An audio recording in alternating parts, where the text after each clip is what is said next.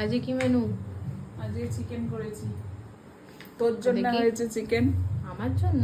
হ্যাঁ। কেন তোর আমার জন্য জন্য? চিকেন হয়েছে। ডাল আছে, এদিকে দেখ টক ডাল আছে। টক ডাল? হ্যাঁ।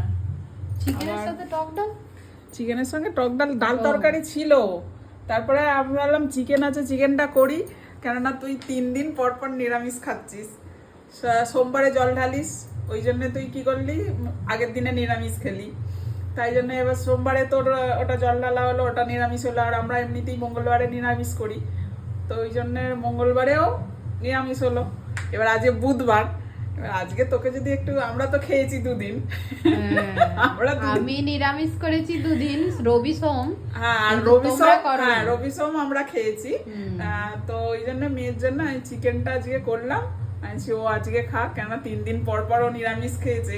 এবার সকালে ডিউটি যায়, ওকে বলি চিকেন রান্না করে দেবো, ও আবার অফিসে গিয়ে ওসব কিছু খেতে চাইবে না, বলে চিকেন ফিকেন করবে না, যেরকম নর্মাল রুটি তরকারি সেটাই করে দাও, আমি সেটাই খাবো।